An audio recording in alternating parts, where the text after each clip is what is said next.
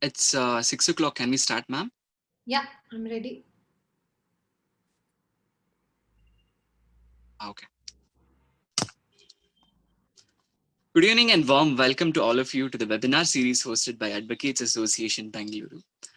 And today's speaker doesn't need any introduction. It's Zaina Kothari, Senior Advocate, High Court of Karnataka.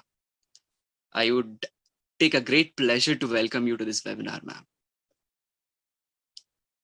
I'd like to speak a few words about the speaker. She is the founder and executive director, Center for Law and Policy Research, CLPR Bangalore. She was designated as a senior advocate by Honorable High Court of Karnataka in the year 2018. Coming to her education, she did her BA LLB from University Law College, Bangalore in the year 1999. She also has a PG diploma in human rights from National Law School of India University. She did her BCL, a master's degree from University of Oxford, UK. Later, she received the Wrangler Dr. D.C. Pevitt Memorial Fellowship in the year 2008 to read as a visiting fellow at the University of Cambridge, UK. So coming to her legal career, her areas of expertise and interests include constitutional law and administrative laws, gender and disability rights, family law, intellectual property rights, and property laws. She was actually in the forefront uh, of the legal battles of various marginalized community, especially LGBTQ community. Uh, Majorly, she was appeared in the case of Navdeep Singh Johar versus Union of India, which had a constitutional challenge of Section 377. Later, Supreme Court read down Section 377 and decriminalized consensual same-sex relationships. She was also a part of the case Joseph Shine versus Union of India, which later decriminalized by the Supreme Court of India uh, uh, regarding the Section 497, an adultery law. She also argued in the independent thought case in which Supreme Court recognized child marriage, marital rape as a criminal offense. So one of the prestigious press, that is Oxford University Press UK, had published her book called The Future of Disability Law in India in the year 2012. So we all are in unprecedented times. Everyone's life are at risk due to COVID-19 pandemic.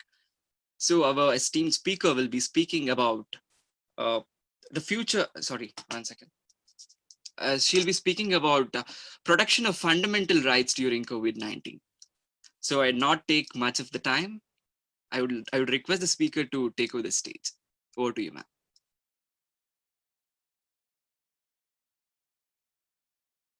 1 second.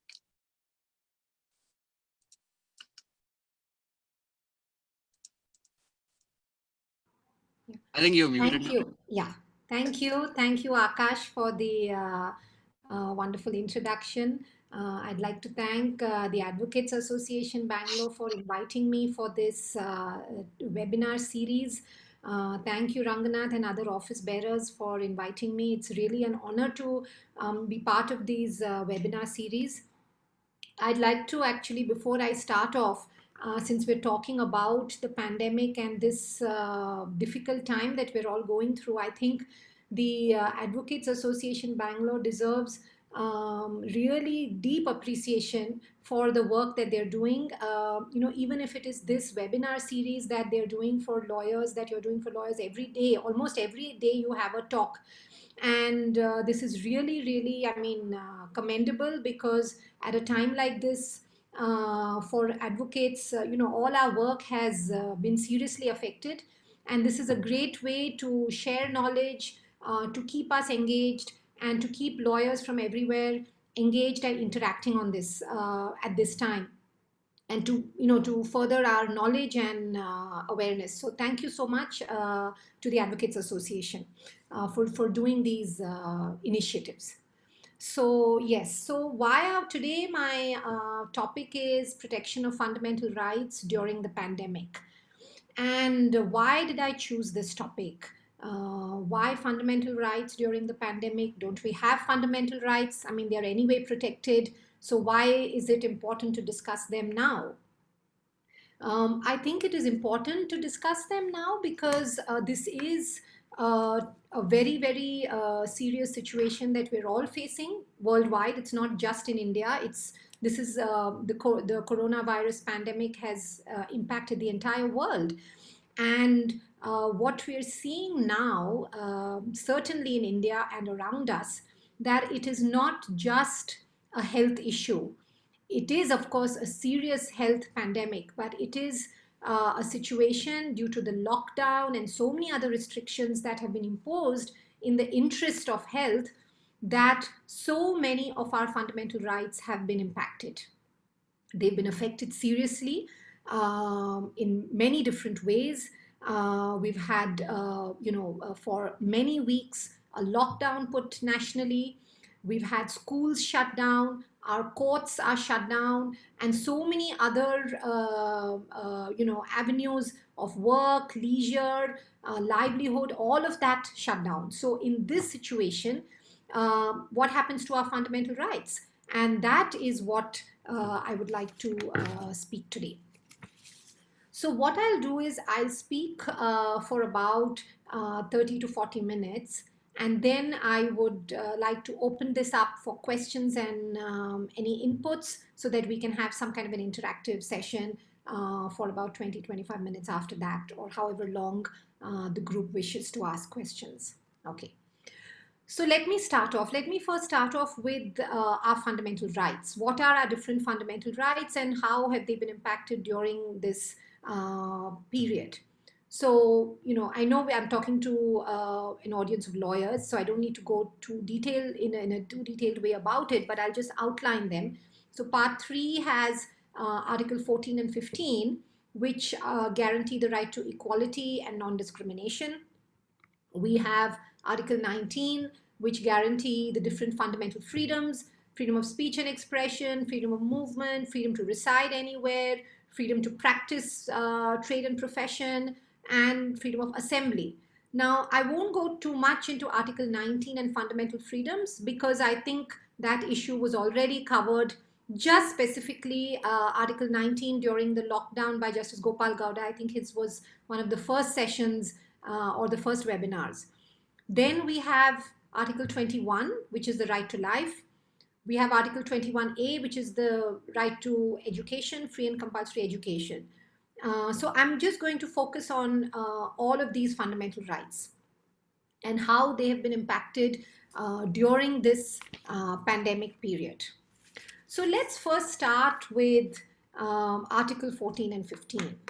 Article 14 is right to equal protection of the law, and Article 15 says that no one will be discriminated on the basis of race, caste, sex, religion, or place of birth.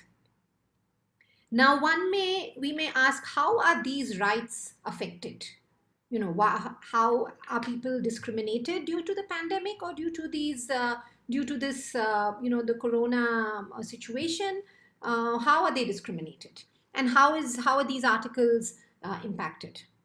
So let's try and lay out. Maybe initially it may not strike us that people are impacted differentially on any of these grounds and treated unequally, but if we see, even if you look at the news reports, there are many situations coming out where we find that inequality has become a huge issue during this time. So let me give you an example. We had a situation, I've been fighting, I've been part of a PIL which is going on in the Karnataka High Court on COVID related relief. And initially when the lockdown was first put, in end of March, where the first lockdown was imposed. And that time rations were available at the ration shops and essential items were available. What we found at that time is that a lot of SC/ST communities, scheduled caste, scheduled tribe communities, which were living at the outskirts of villages or in forest areas, or even in localities which were completely segregated. Like there was a Devdasi community which was living outside the village. There were no ration shops there. All the transport was stopped, and therefore many of these communities, especially marginalized scheduled caste, scheduled tribe communities, which were traditionally, in fact, even living outside village areas or the urban areas, had no access even to basic essential items because they had no transport. They were unable to even reach because of the way they were living and the places they were living in. So, we found that the impact of we talk about social distancing, but that has been that's not very different in some way from the practice of untouchability, which is related to caste, where people who are from some communities are considered unclean or untouchable, and these practices of untouchability have actually increased during this time. And therefore there has been in fact an increase of caste based discrimination in the name of COVID and the impact of the pandemic. So we see that happening, especially in access to food essentials and healthcare.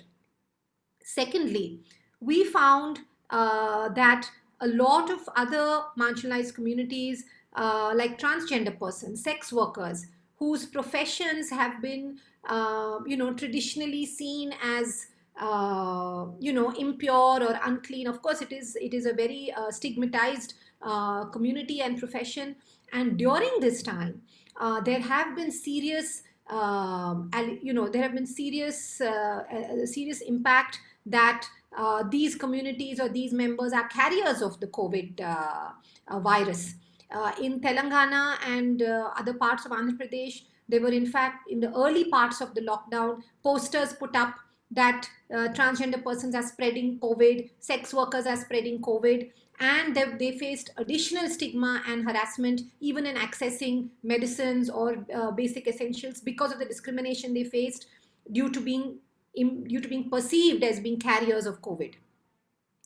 We have seen women, due to the lockdown, we've seen reports that domestic violence has increased. And this has been a mixed result due to the lockdown, where people are unable to go out, both everybody in the family, so people are shut down within their homes, and the lockdown went on for several weeks, where women faced increased level of domestic violence, also because they couldn't access any help. They could not get out and maybe approach doctors or police stations or NGOs to help them, or even go out and seek help from other family members, make calls, etc.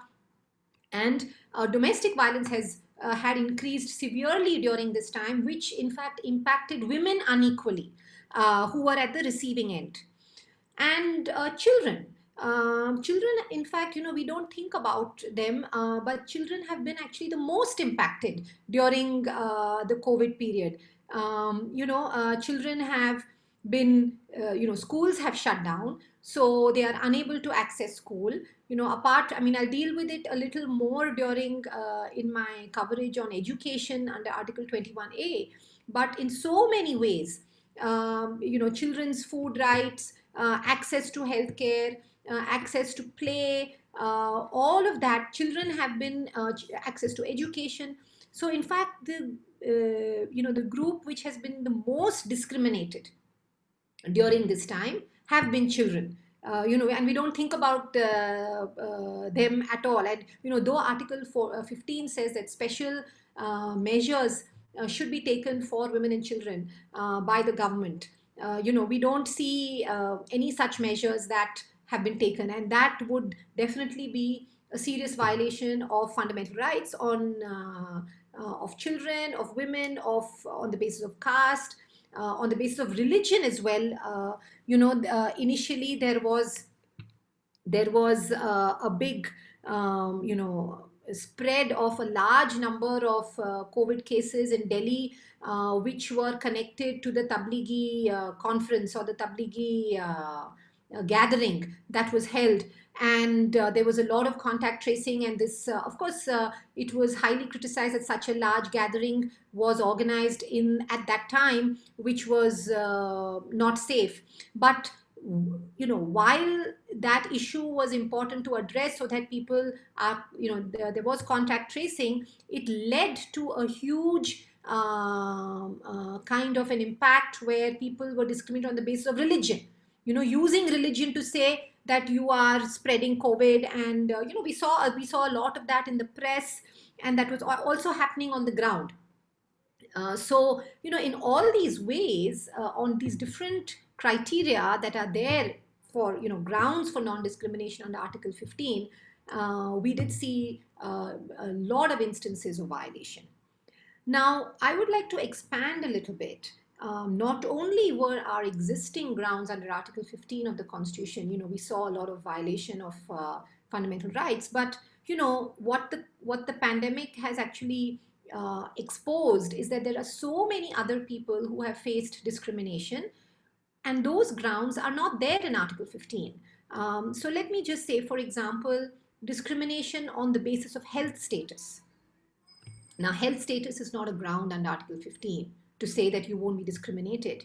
But we saw this very, very strongly in a situation of the COVID pandemic. And I'd like to illustrate how. Today, everyone is so paranoid about getting infected because the cases are rising so much that that anyone suspected of being positive or having COVID is almost shunned and treated like a criminal and an untouchable. And that stigma that is attached to somebody who might be COVID positive is actually discrimination on the basis of their health status. Today, even what the government authorities are doing when a COVID positive patient is there and we have containment zones, what do we see happening? What we see happening is that there are these huge posters put up, stuck on the house of the person where there might be a COVID positive person, with their name and details put up on the poster. And immediately the neighbors will shun them. They cannot even come out of their house, even if you're not COVID positive. Even if you're another family member who wants to come out of the house to even buy essentials or, buy medication or go to the doctor. So that has come because of the stigma that has been kind of attached to someone's health status. And that is a serious form of discrimination that we're seeing. And that would be discrimination on the basis of one's health status. Secondly, we saw the huge impact on migrant workers. When the lockdown was first put, there were thousands of migrant workers who were stuck all over the country, who were unable to go back to their hometowns because all the trains and transport was shut. And not only were they unable to go back, but they had absolutely no facilities and no means even for their basic survival. And the only reason they were treated unfairly and shut from all basic needs was because of their migrant status. Now, Article 15 does not talk about migrant status, that no one will be discriminated because of their migrant status. So this is an important issue which has come to light only because of a serious pandemic situation. And the third ground, which I feel that Article 15 should have, and it doesn't have, unfortunately, is non-discrimination on the ground of disability. We have seen, we have a Disability Rights Act, but we don't have disability as a ground of constitutional protection of equality under Article 15. And we have seen during the pandemic that one of the categories of people most affected unequally are people with disabilities. They have people who don't have, who need help for their care, have been unable to, support themselves. They've been unable to even go out and get basic rations and basic essentials if you have a severe disability and you're unable to go out. So the people with disabilities, children with disabilities, people who are working but who, because of the pandemic, are unable to continue their livelihood because they are not able to get access to any help or assistance. And therefore, disability has become a huge group of people who have been seriously discriminated. So what the pandemic has shown is that not only are existing grounds that are there under Article 15, there has been grave discrimination, but we also need additional grounds to be included within Article 15. Okay. I'll move on next to Article 21. I don't want to go into Article 19, but I'm happy to take any questions because I think that the entire Article 19 was the subject of a specific webinar. But I'm happy to go into it later if there is a need. But the biggest violations have been under Article 21 and the right to life. Now, right to life under Article 21 has, as you all know, has been expanded greatly by the Supreme Court and our high courts to include a whole variety of rights under the umbrella of right to life. So right to life has been expanded by the Supreme Court to say that it includes everything that is needed to lead a dignified life. So it includes the right to food, it includes the right to health, it includes the right to shelter, it includes the right to livelihood, and the right to education. And if Article 21 is, if we understand it in this expanded way, then we can see how there have been serious violations of Article 21 during this time. And I'd like to go into it one by one. I'd like to address food, health, livelihood, and shelter. Now, right to food, one of the biggest, I think, after health, I think food and access to food has been one of the biggest problems during this time. When the lockdown started all over the country, the only places that were open were the fair price shops and grocery and basic shops where basic essential and food items would be available. But that can only be available to people who can afford to buy food, or someone who has a ration card and who can get free rations. The government announced free rations of certain limit of, I think, 10 kg rice and 2 kg dal from the ration shops. But for that, you needed to have a ration card to go and access it. Or you needed to have enough money to go and buy food from a regular grocery shop.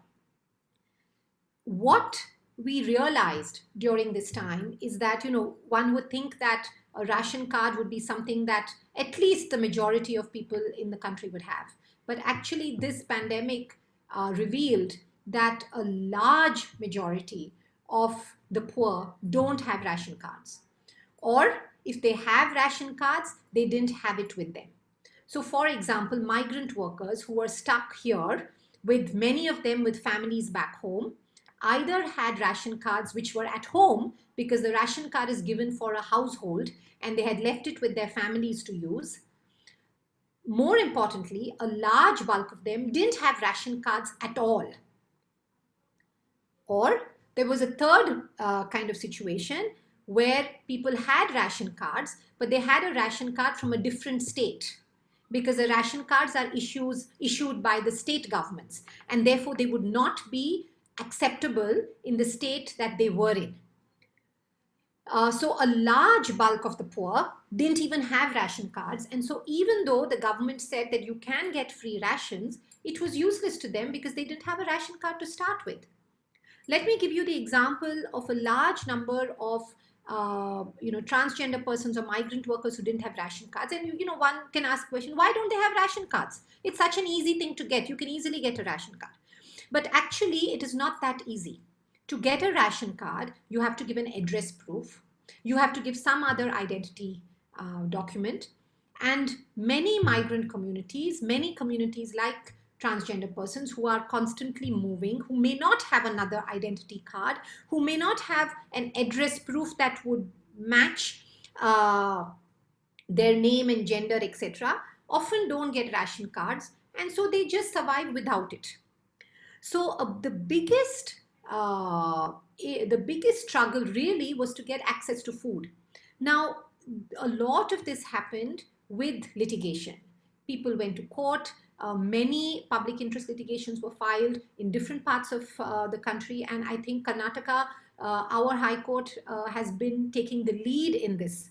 So initially, when a PIL was filed, in the Karnataka High Court, the BBMP said that we will distribute free ration kits of basic food and essentials to everybody without a ration card. And so these free ration kits were being given, but that was not sufficient, because they would not, the BBMP or other urban authorities would not be able to locate every single person who needed the rations. Then we requested that people should be able to access rations without ration cards from the ration shops, but that was not part of the government scheme. And that was a major flaw in the government scheme, because that left out a whole majority of people. And at this point, I would like to actually refer to a very important Supreme Court decision in the judgment of Swaraj Abhiyan versus Union of India. This was a decision of, I think, 2016 or 17, 2016, I think, of Justice Madan Lokur, where this was in the situation of a drought which had happened at that time, and people were unable to access rations since they didn't have ration cards. And the Supreme Court held that rations, especially in a situation of a drought or a similar situation, should not be denied to anybody if they don't have a ration card. And if they have any other government ID card, that should be sufficient, and nobody should be denied rations just because they don't have a ration card, because there is a fundamental right to food, which is read under the right to life. And so therefore, we use that argument, and that judgment even said, interestingly, that it's not just your dry rations, but even the medium to cook the food, like LPG cylinders. How will you cook the food if you cannot afford the gas or the kerosene or the LPG cylinder? So even access to LPG cylinders would come within the right to food, because it is a medium of cooking. Now, unfortunately, in the government schemes, none of these things were operationalized. So, while the central government announced the Pradhan Mantri Garib Kalyan Yojana, which we've been seeing in the papers, that, it provides free rations, it provides one free LPG cylinder, etc. Now, it may look very good, but on the ground, again, even to access the LPG cylinder, one had to be registered under the LPG scheme. Now, to register under the LPG scheme, you needed to have a ration card. So if you don't have a ration card, you don't get rations, you can't even get a free LPG cylinder, and you don't have money, where if you're a migrant worker or you're completely out of, having no livelihood, you're a person who who's a street vendor selling things on the street, and everything is shut. You're not going to have any money to even afford gas. So we found that there was a serious violation of the right to food. Our High Court passed thereafter, subsequent orders where, the central government amended its scheme, saying that they would give rations even without ration cards. So our Karnataka High Court passed orders to the BBMP to give free rations. Telangana High Court passed an order that rations will be given without ration cards. And there were also other issues. So, for example, of schools where, government schools were shut down, and schools were often the way for children to get a free midday meal every day. So one cooked hot midday meal would be available to children going to government schools. But because of the schools being shut down, this midday meal was gone. What was also happening is that schools were also the place where basic food security under our National Food Security Act for pregnant women, lactating mothers, infants and children. Special food and nutritional needs like giving milk, eggs, etc. were required. Now, all of that, because of the lockdown, was completely closed. The National Law School in Bangalore did a study where this was seriously impacted. And so we in the PIL we also sought the relief from the Karnataka High Court that the Anganwadi workers, though the Anganwadis were shut, the Anganwadi workers should go door to door and give, though they couldn't give cooked food, they should give additional dry rations and nutritional supplements to pregnant women, to infants, that is children from 0 to 6 months and up to 3 years who need additional nutritional supplements. That should not stop. And instead of midday meals, the dry food and supplements should be given for all children. So we see that how the right to food for children was seriously affected because the schools shut down. And even till today, schools have been shut down. So we got those important orders from the Karnataka High Court. So we can see how the right to food has been so seriously impacted. Now I'd like to address the right to health, and that is the most important part in the pandemic. And so the health rights under Article 21, I mean, there have been so many issues. There have been issues of, how do we get treatment? Can we get testing? What if you don't afford? What if you can't afford testing? All of that. Now, on the testing issue, initially we were not even able to get testing was not easily available or accessible. The Supreme Court in a PIL passed an order initially saying that there should be uniform testing rates across the country, which the state governments should decide. So now, at least the COVID tests are, there is a standard costing put. And also, the Supreme Court directed that there should be proper treatment given to COVID patients. Now, this has been translated by several other judgments. So in the Karnataka High Court, the issue of COVID testing and treatment has been taken up in the existing PILs. We've been reading where, many times, people are going to hospitals and they're being, not treated. So the court has in fact directed that no person who needs treatment, COVID treatment, will be turned away from a hospital. There should be ambulance facilities available and in fact publicized so that anybody who needs ambulance facilities to be taken to a hospital should be able to get that from a portal and from every hospital. That should be easily accessible. In Karnataka, there was a grievance that many hospitals, private hospitals, were saying that we won't take you even for other treatments unless you provide a COVID negative result. And the High Court has passed an order saying that you cannot demand such a COVID negative result. If someone needs treatment, you have to provide treatment. And all of this is actually stemming from the guarantee that the right to health is a fundamental right under Article 21. There was and the landmark judgment of that for that interpretation is the judgment of Parmanand Katra versus Union of India. This was a judgment of the Supreme Court. I mean, much earlier judgment where the Supreme Court held that no person can be turned away from a hospital who needs emergency medical treatment, because the right to healthcare is a fundamental right under the right to life. So in the COVID time, our high courts and Supreme Courts are using that interpretation to provide these kind of guarantees. Another big issue on access to health is the need for PPE kits, because the PPE kits, in fact, will guarantee that your right to health will be protected. And the Karnataka High Court has passed orders directing that PPE kits should be provided to all frontline workers. And by frontline workers, it would mean obviously doctors, nurses, health staff, and all staff of hospitals, and also to Paura Karmikaras and the sanitary workers, cleaners, and people on the street who are cleaning the city wastes, because they are frontline workers, and they are susceptible to COVID infections as well.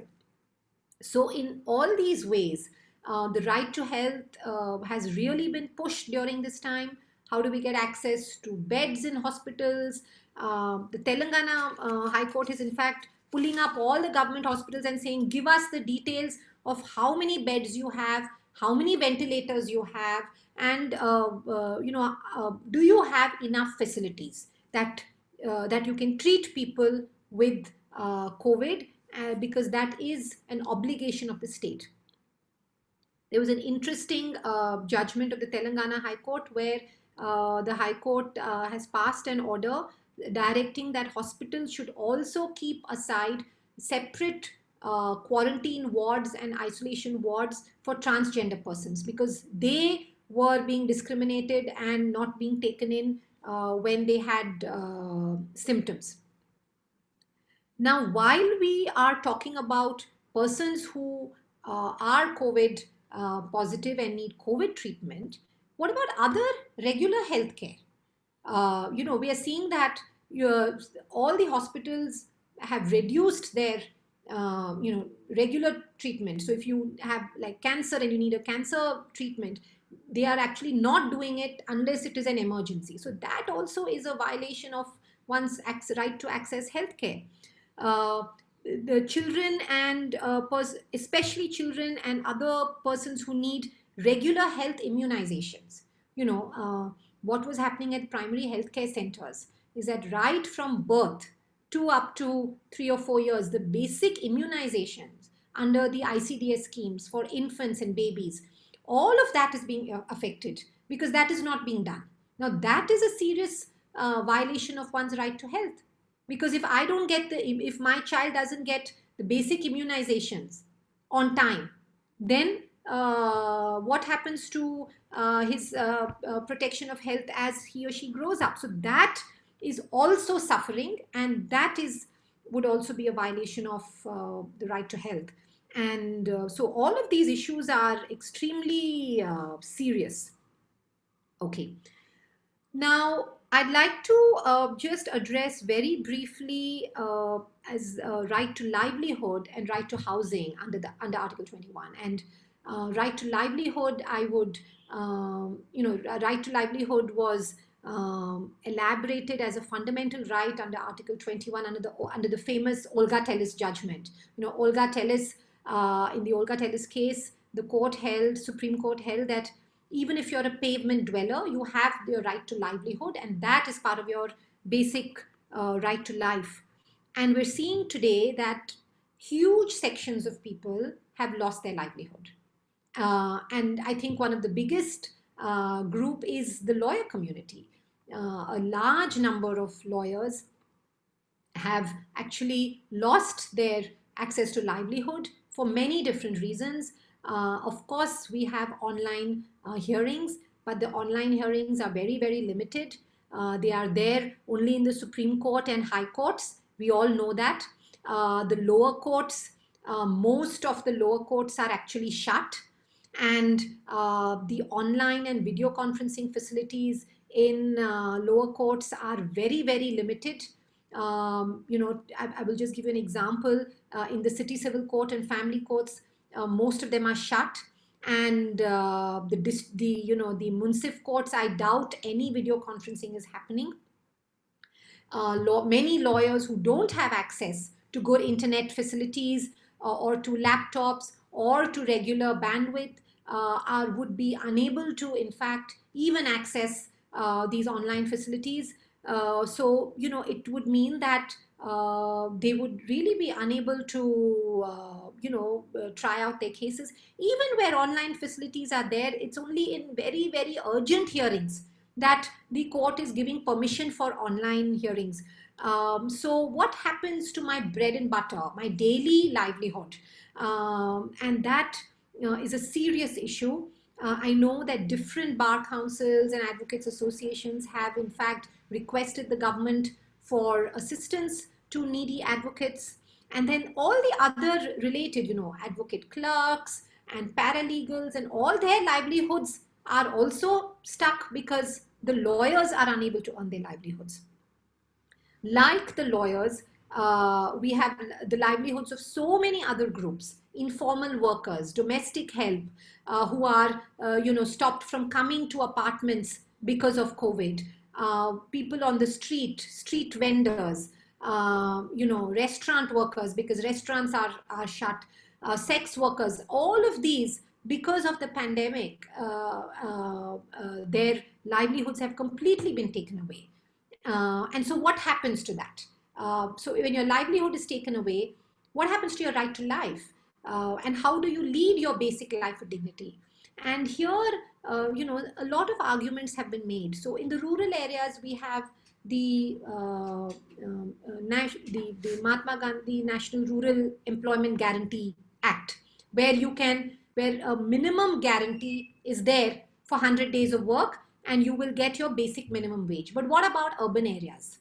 If I've lost my livelihood, how do I get a basic minimum wage? Or how do I get a basic income? And in other countries, their governments are providing certain security income to persons, to all persons during the pandemic. And so I think this pandemic has shown us that we need to push for either a basic universal income, which the government in certain emergency situations has to make provision for a basic universal income for people who lose their access to livelihood, or some kind of a social security income in times like this. So that is extremely important, which we don't have coverage for. It is not there in any of the government schemes that the government, both central and state, has introduced during the pandemic. And I think this is a very, very important issue that we have to push for if we want to access the right to livelihood. Okay.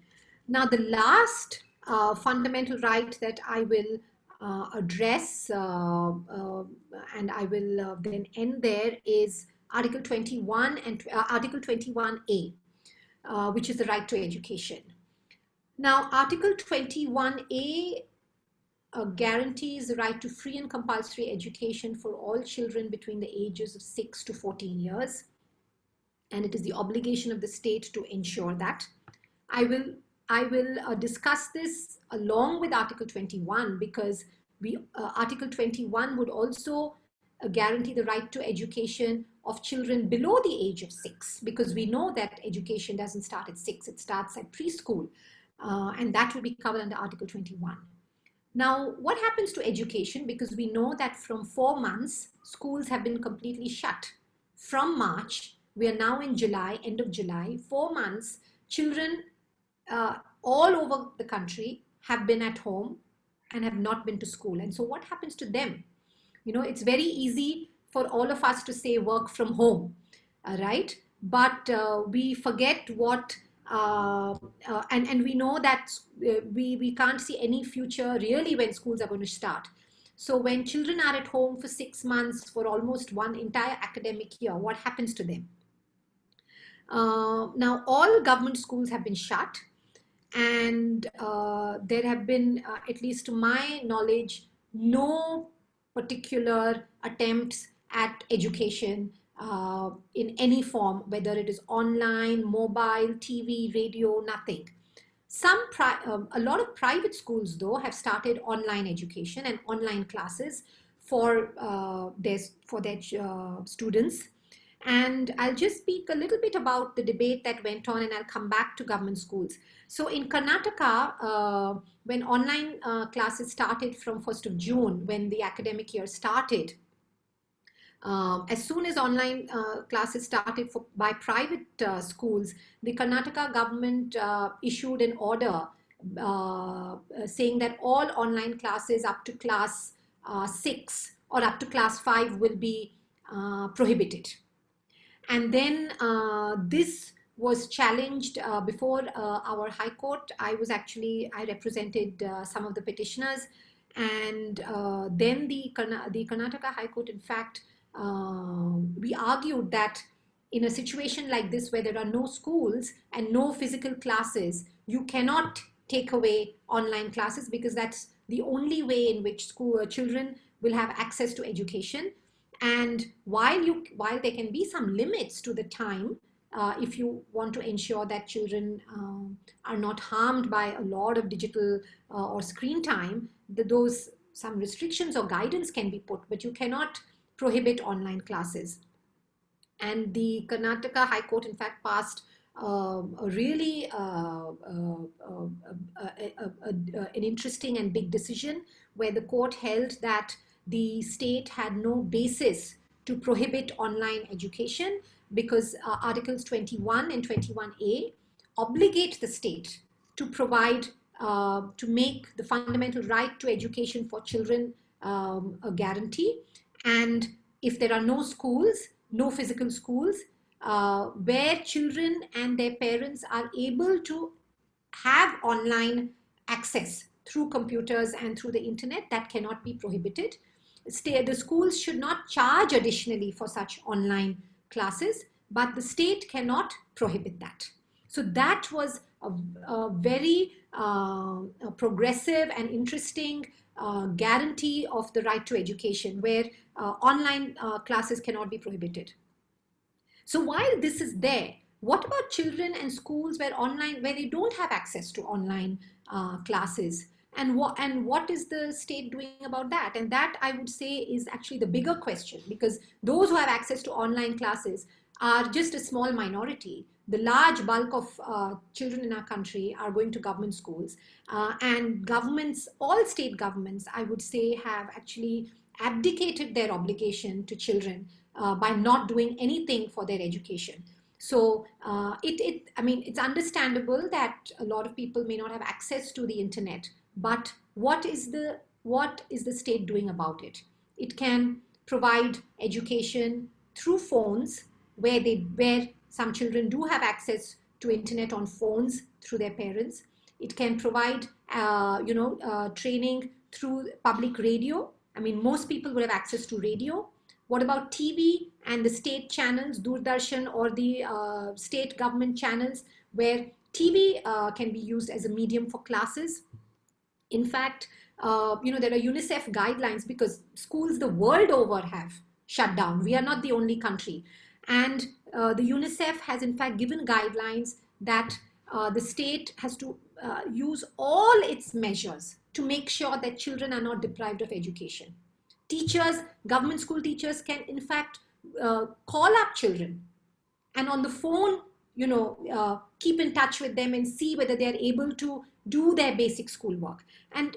But none of that is being devised by the government. And I think we have to ask our government that what plans do you have to ensure that you have a plan in place for children to get access to education? Because the danger is that for months on end like this, if children are out of schools, what is happening is that we're finding that children are going into child labor, especially migrant children who've been dropped out of school, are in fact getting into labor and work. And once they get into child labor, it will be impossible to get them, when schools start, to get them out of work and get them back to schools. We're seeing that there is an increase in child trafficking and exploitation. There is an increase in child marriages. Young girls who are staying at home because there's no school are in fact being married off. And there is like forced child marriages. So what we're seeing is that one is that they are deprived of education. But secondly, because of not having any access to education, children are exploited and harmed in far more serious ways. And that is why education is so important and almost fundamental at this time. And it is extremely, unfortunate that the last thing on the minds of our state government is the children. So that shows a serious violation of Article 21A. So it's about 6:50 now. I've spoken for a long time, so I think I'll end my talk here. But I hope to take inputs, questions, comments, and make it more interactive. Yeah, sure. It was a wonderful session from you, ma'am. So if you permit, I'll start the Q&A session. Yes, please. panelists can raise their hands so that I'll unmute them.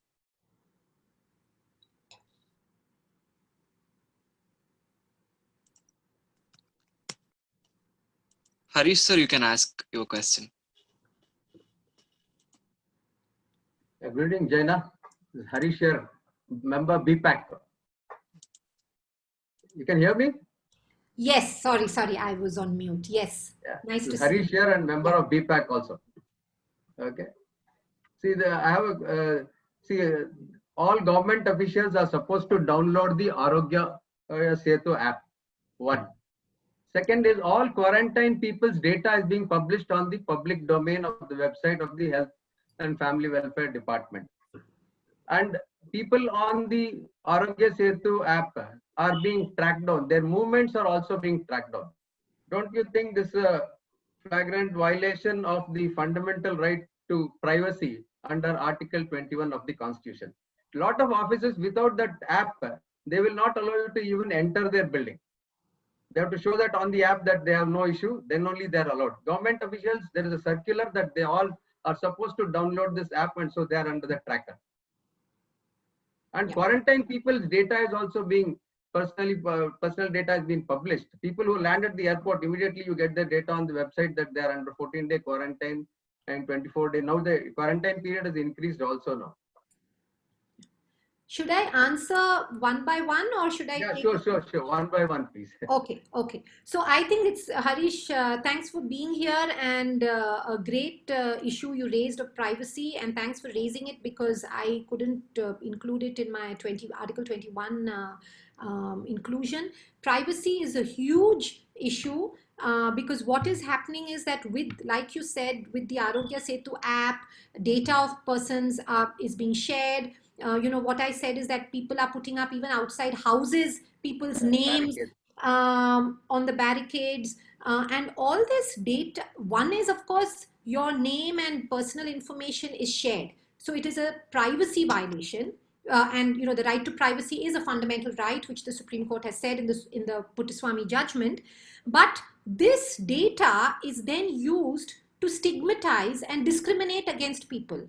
So if my data is available and you see it somewhere, tomorrow, whether or not I've recovered, I'm being seen as a criminal and someone to stay far away from. So not only is it a serious violation of the right to privacy, it is a violation, it leads to discrimination. And in fact, there was a big report by the BBC that all of these kind of ways in which people's privacy is revealed, in fact, deters them from going out and getting treatment, and in fact makes them sicker because they don't want to go out. So it's a serious violation, and we can't say that this is being done to protect other people. No, you don't have to reveal anybody's names or health status if you want to ensure that the infection doesn't spread. You can take your the government can certainly put precautions. In fact, on Arogya Setu, the court even held, I think our High Court held, that it should not be made mandatory, because they were earlier making it mandatory even for travel, for flight and train travel. But then the court held that it cannot be made mandatory. But many places are making it mandatory. Yeah, private organizations and government organizations are making it mandatory, which is a serious violation. Some of the apartment owners are asking them to move out also. Yes. Because they are worried about community spreading and things like that. Yes. Sorry. So I would request Dayanand Patil to unmute himself and ask his question.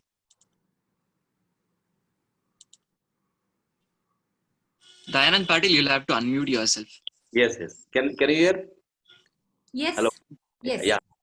Madam, can government insist or mandate allopathy as medical treatment for COVID-19, or is it a fundamental right of the citizen to choose or insist their kind of medical treatment, like either allopathy or Ayurveda? Can you elaborate on this, madam? Sure. Yeah. No, I see, right to health would mean you should be able to get access to healthcare from the state if you need medical treatment. Now, if a person chooses to have some alternative kind of treatment, there should be no problem with that. I don't think the state can say that no, you should do only allopathy. But in today's situation, what the municipal authorities are doing is that if somebody is seriously ill with symptoms, of COVID, with serious symptoms of COVID, then they take you for treatment to one of the government hospitals. And those who don't have very serious symptoms right now are just asked to stay at home and do home care. So you definitely can take whatever treatment you want, even if you have very serious symptoms. And if someone has a serious objection to allopathic treatment and wishes to take some other treatment, I don't think there should be a compulsion. But I guess the only insistence on getting, say, if you need ventilator or any other kind of serious treatment, then the state is saying come to the government hospital, so that tomorrow you cannot say that the state didn't provide you access to that treatment. But otherwise, you should have the choice to take other treatment. Yeah. Thank you. So is there anyone else who has the question? Yeah, Mr. Joseph. Yeah. Yeah. I would request Mr. Joseph to unmute himself. Good evening. Can you hear me? Yes, I can. Madam, regularly we read in the papers, patients are taken from hospital to hospital, no admission is given to them. Ultimately, they die in the house or in the ambulance itself. What is the stuff happening over here? What kind of a right to life is this being talking about here? Can you please explain that, ma'am? No, it is a serious. I mean, we are seeing literally a violation of the right to life, because people are dying.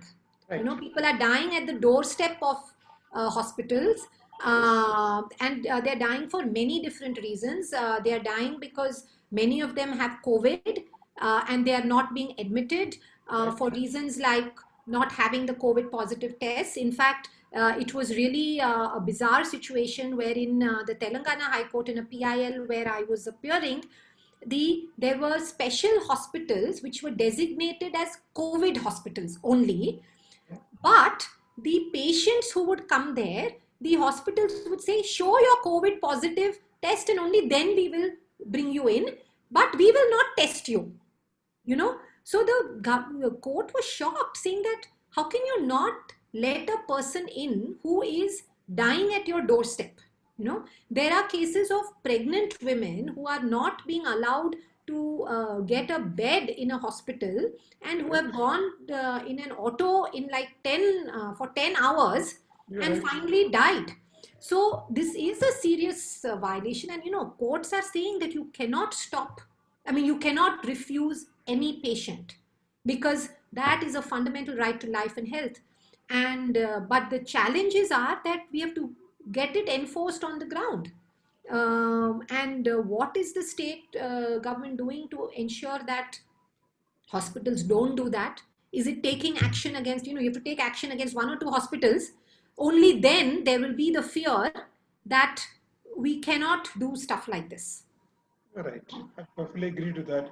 So government has take some action, at least. Take some action. No point just sending a notice to that hospital. You're right. You have to take action, criminal action against an hospital if they commit any such action of not taking a patient in. In your knowledge, is there any cases being filed like this? Any action taken against any hospitals, ma'am? Well, we have seen that they have said that they've issued some notices to a few private hospitals which actually did it. But notice and actually taking action is two different things. Unless the CEO of that hospital for 2 days is put behind bars or something, they are never going to change. Thank you, ma'am. That's very good. Thank you very much. So I request Ransa Vasanti to unmute herself.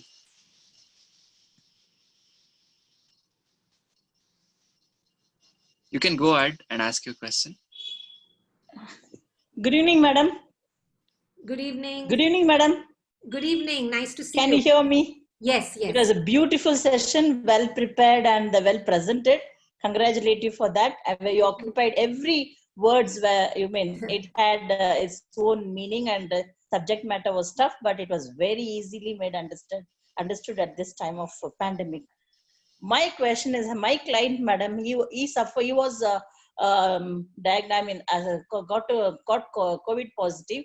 He was treated in a private hospital. His bill came up to 7 lakhs. He had ICICI Lombard insurance. Every day, that is every couple of days, they were sending the mail to the hospital stating that 3.5 lakhs will be released, 2.5. Like there was transaction, mails were being sent to the hospital from the insurance, ICICI Lombard. While he was discharged, he recovered. He was well, he became all right and he was discharged. While he was discharged, his bill was big fat bill of 7 lakhs. You know, ma'am, the insurance ICICI Lombard has given him only 1,30,000. The rest he had to pay. My question is, the hospital has charged for the ICU ward 40,000 per day, and for the regular ward 30,000. So altogether per day the ward charges were 70,000. And for only out of 7 lakh bill, 4.5 lakh is only for the ward charges. It's a very, I mean, exorbitant amount, and it's like you know, when we asked, sent mails to the ICICI Lombard and the hospital, they are telling that the ICICI Lombard has already, insurance has already stated that the ward charges are very expensive. So we are trying to come down, and you know, they are giving extra 30,000. So 1,30,000 plus 30, not even 2 lakhs. So Yeah. is it not a fit case to take it before the High Court against the insurance or against the hospital? Is my Yeah, this is I my think, case, madam. I This is a think it live should. case. I think it should be in a way both, but mainly the hospitals, because what we're seeing is that private hospitals are charging through the roof for COVID treatments. I mean, in Delhi, they are charging about, I think, you know, posters were put up that 17 lakhs, 18 lakhs for the COVID stay. And what your client went through is completely believable, that 7-8 lakhs are being charged. And basically private hospitals are you know, just charging extra to make up for all their losses. And what is shocking is that, see, this is a public health crisis. It's not happening to one or two people. It is a pandemic. It's a public health crisis. And at this time, there has to be some basic price control, you know. And one of the things, see, even if you look at tests, earlier, even the tests were very expensive, the COVID tests. And the Supreme Court put in place, initially it said free, tests should be free. Then all the private labs tried to ask for a modification, and then the Supreme Court said, okay, we won't make it free, but there should be some price cap. And now all the state governments have put a standard price. I think it's 2,400 or something for a test. So you can't charge anything you want for a COVID test. I think now we should even go to court to say that you can't have treatment costs which are through the roof, you know, because hospitals can't charge such crazy charges, you know. Whether it is, there can be some graded guideline, but you cannot charge so much. So I think, I mean, unfortunately, nobody has gone to court, at least in Karnataka, for this, but it is important that we take one test case and go to the court and say, lay down some guidelines for private hospitals, can be reasonable. You don't have to be free or whatever, but reasonable. It cannot be unaffordable, because then what it will mean is, if I can't afford tomorrow, if government hospitals are full and I can't afford private care, then where do I go? You, at least your client has insurance. So many people may not even have insurance. So is there anyone else have the question? I think Mr. Chandrakant has to unmute himself.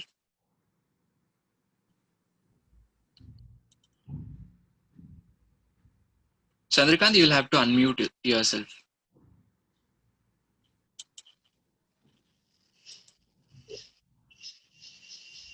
Happy evening, madam. Hello. Yes. I have yeah, I unmuted. Yeah, we can hear you. We can hear you, Chandrakant. Please go ahead. Am I Looks like audible? there is some technical problem. Let's move on with the Happy next. evening, madam. Your voice is cracking, Chandrakant. Yeah. What is the remedy or measures from the government side, madam, for the below poverty level people for their livelihood and medical expenses? Etc. I'll repeat the question. Yeah, no, I got your question. What is the remedy from the government for below poverty line persons for their livelihood and medical Yes. assistance, right? Yes. Now, see, this is the issue I raised, that the government has not made any measures for livelihood. See, there are some schemes where some sectors of persons are getting some one-time cash benefit. I think construction workers, auto rickshaw owners, some people are getting a one-time measure like 2,000, 5,000, but that is not going to help people for months on end if there is this pandemic. So there has to be a measure from the government for basic livelihood or basic income. That is what I said, basic universal income, a minimum income guarantee, which is available at least for times like this. Nothing is done. And medical treatment, now medical treatment, I think in government hospitals you can get treatment if required for COVID, but not otherwise. So I think medical care, I think the government is providing if you can't afford, but livelihood is not there, and we have to that is a big problem. Okay, we'll take up one last question. We are running out of the time. I think Mr. Ranganath. Ranganath, sir.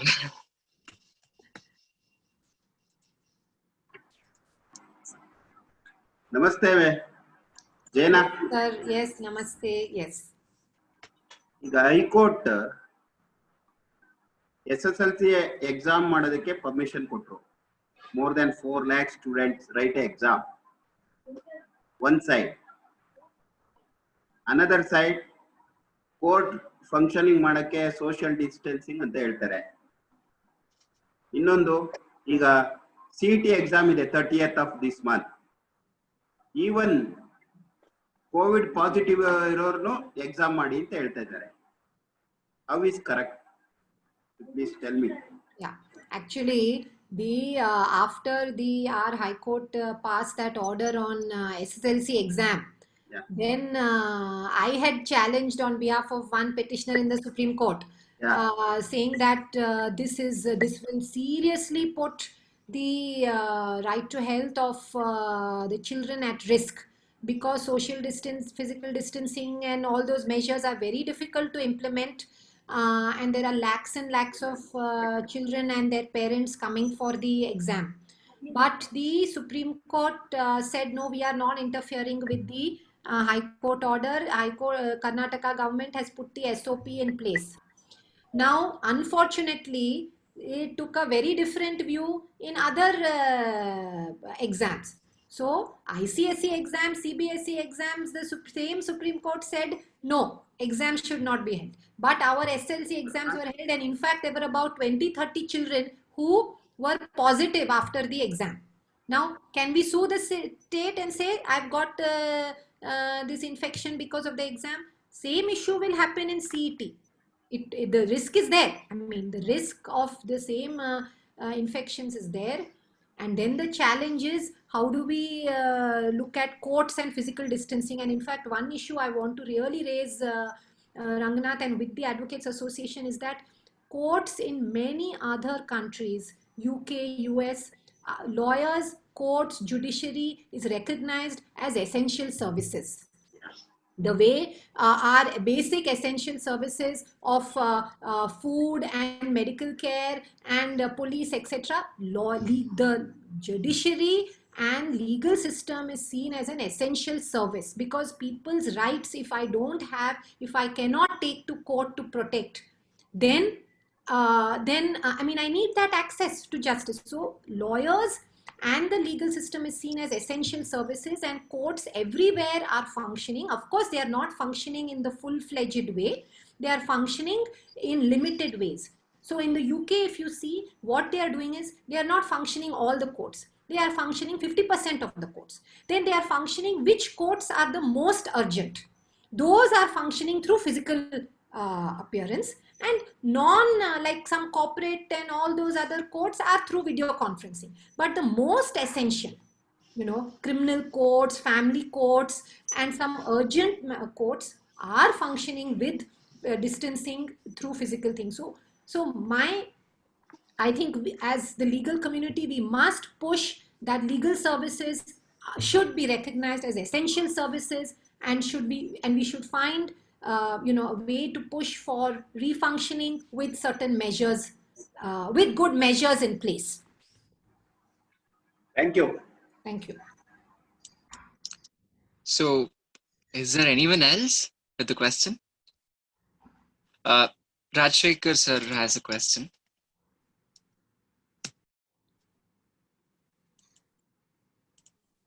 Sir, you'll have to unmute yourself. Yeah. We can't hear you. We can't hear you, sir.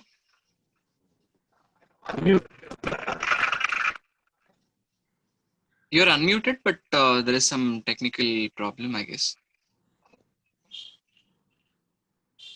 Yeah, a little bit we can hear. A little bit.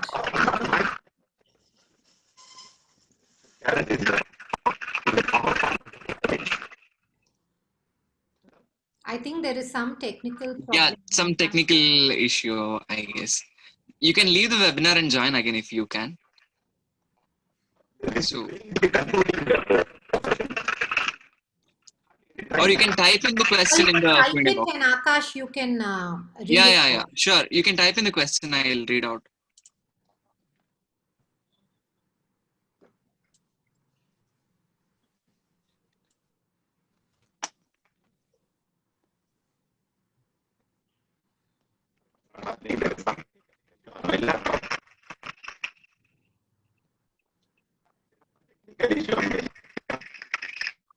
Okay, looks like there is some technical problem with him.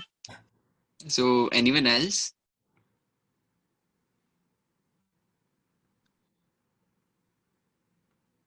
So, Manju has a question. Can you please go ahead with your question? Hello. Hello. Yeah, Manju, we are able to hear you. Madam, namaste, madam. Namaste. Madam, I'm the junior of AP Ranganath sir. Ranganath sir is my guru. AP Ranganath sir. Madam, already many government schools are in closing stage